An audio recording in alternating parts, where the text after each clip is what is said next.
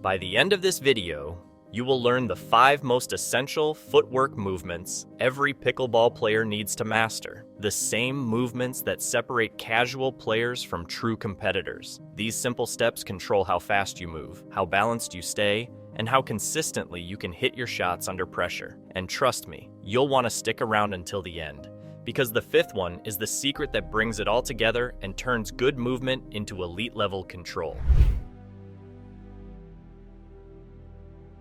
Let's start with something so basic that most players forget about it entirely: running. Sounds obvious, right? But believe it or not, a lot of players move around the court in choppy, awkward baby steps when they should just be running efficiently. If you've got to cover more than a couple of steps in any direction, the smartest thing you can do is square your body toward the ball and simply run. No side hops, no shuffle steps across half the court, just turn and sprint to where you need to be. It's faster, smoother, and puts you in a stronger hitting position when you arrive. Think of it like this: pickleball may be about control and finesse, but the players who get there first are the ones who get to control the rally. So when you see that ball dropping deep or pulling wide, forget the fancy footwork for a second. Just square up and go.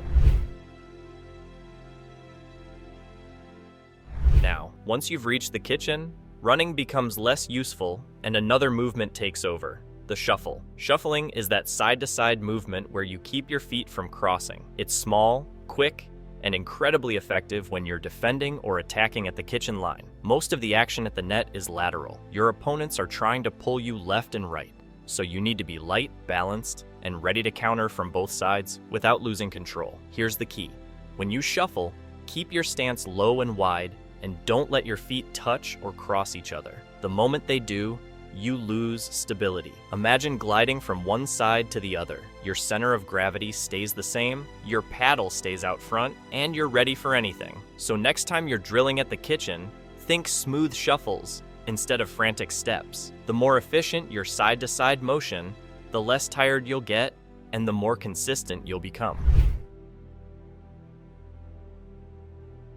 The 3rd footwork movement every player needs to understand is the backpedal, and equally important, when not to use it. Backpedaling means taking 1 or 2 quick steps backward, usually when you've popped a ball up a little too high and need to buy yourself space for defense. That's fine. 1 or 2 steps, reset your stance, and you're ready again. But here's where people go wrong. They try to backpedal all the way across the court, especially when dealing with lobs. That's a recipe for disaster.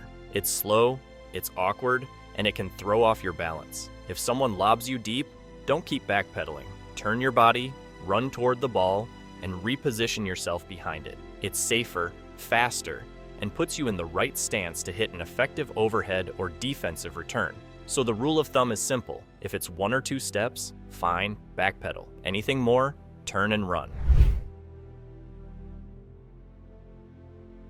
We're getting into the advanced stuff, the split step. This tiny movement might look small, but it's one of the most powerful habits you can build in pickleball. The split step is that moment of readiness right before your opponent makes contact with the ball. You're not jumping high or moving dramatically. It's just a small, quick hop that puts you in an athletic, balanced stance, so you can explode in any direction instantly. The split step freezes your momentum and readies your legs to push off in the next direction.